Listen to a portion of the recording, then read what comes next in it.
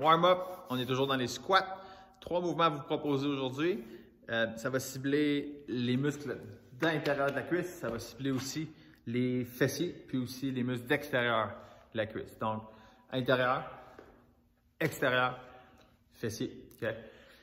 Fait que toujours le même concept s'applique, c'est-à-dire, là, j'ai ces 3 mouvements un peu plus spécifiques au squat.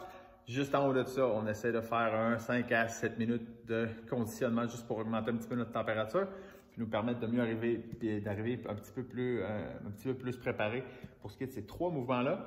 Puis ensuite, ensuite, on va mettre un petit peu de vitesse dans notre travail avec la barre pour commencer vraiment les séries de réchauffement au squat en tant que tel. Fait que le premier s'appelle Knee Tuck Plank. Je n'ai pas trouvé de nom à lui donner à ce mouvement. Mais en fait, ça va nous prendre un petit slider comme ça. Okay. Ça s'achète en ligne, c'est pas très dispendieux. Si jamais vous n'en avez pas, vous pouvez toujours le faire le pied sur un bas. Puis là, si mettons vous avez une surface en bois, allez-y avec ça. Fait que vous mettez le pied sur une serviette, par exemple. Okay? Ce que je veux, c'est mettre en position de planche. Fait qu'on appuie dans le plancher, comme ceci. On va faire une planche à un pied. J'ai juste un pied qui est au sol. Je garde mon autre pied tendu. Je vais ramener mon genou vers moi. Je vais le déplier. Je vais ramener mon genou vers moi. Tout simplement. Fait que mes épaules ne bougent vraiment pas. Ce que je veux, c'est ramener, en fait, plier mon genou de la jambe qui est en train de travailler. Okay? Fait en étant appuyé comme ça sur mes mains puis sur le slider, ce qui va se passer, c'est que ici, c'est ça ici qui va stabiliser mon mouvement. Ça ici, c'est le devant de la cuisse. Quand on squatte, le devant de la cuisse et les fléchisseurs de hanches sont quand même assez engagés.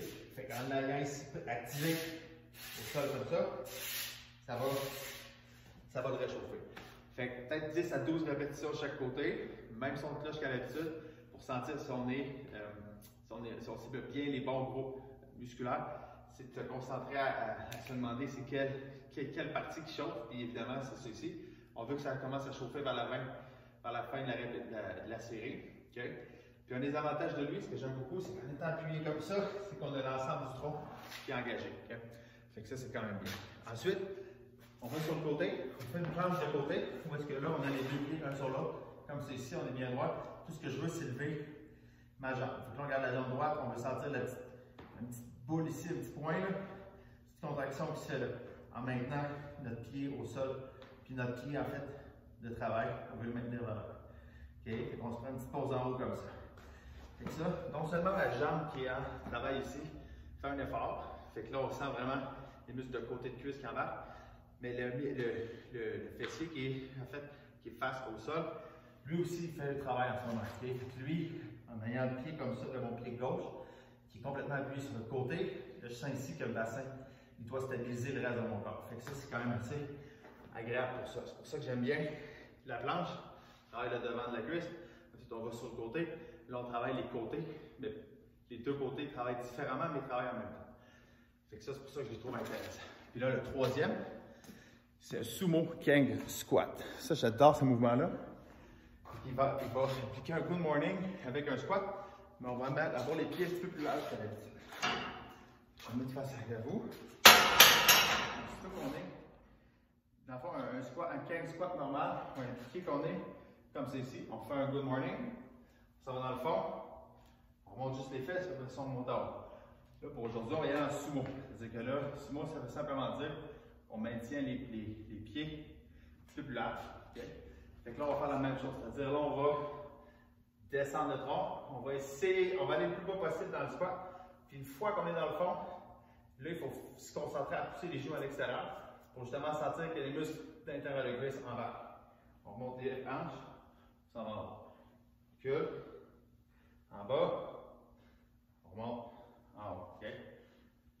Fait que ça ici, 6 à 8 fois. N'hésitez pas à faire une petite pause dans le fond comme c'est ici, puis on remonte. Okay?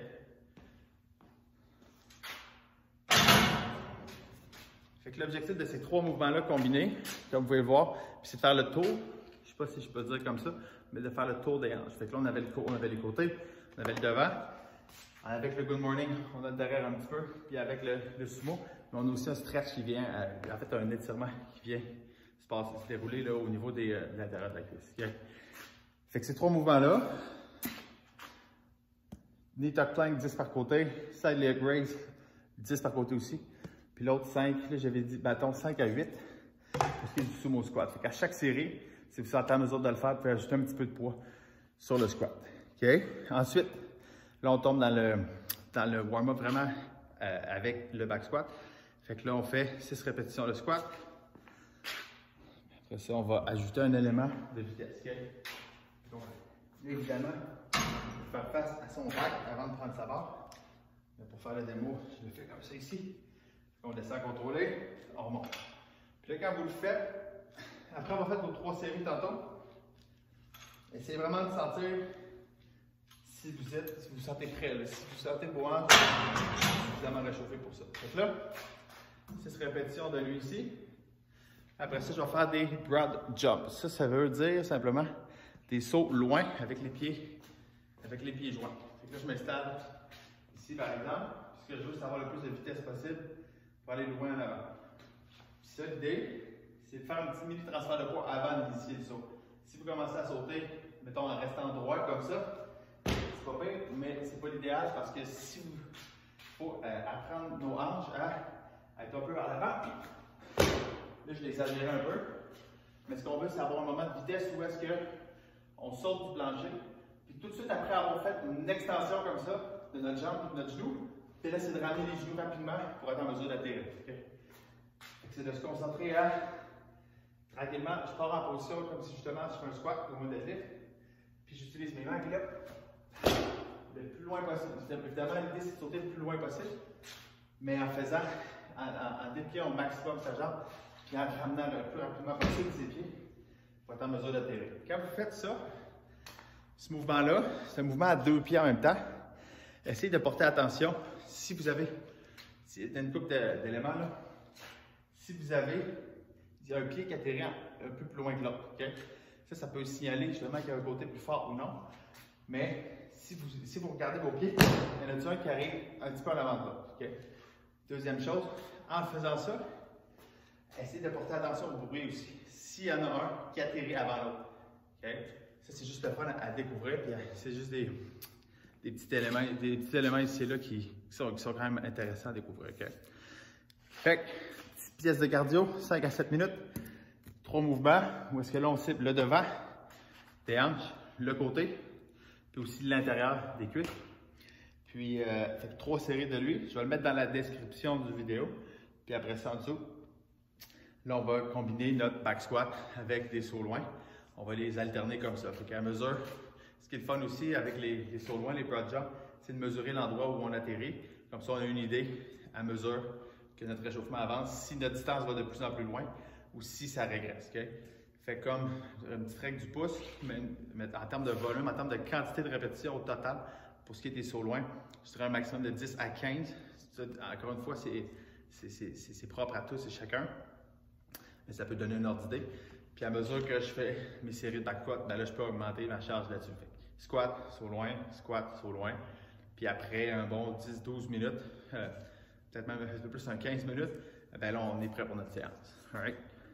J'espère que ça peut vous aider des vidéos de warm-up comme cela. Fait que n'hésitez pas si vous avez des idées ou des suggestions, ça va me faire plaisir.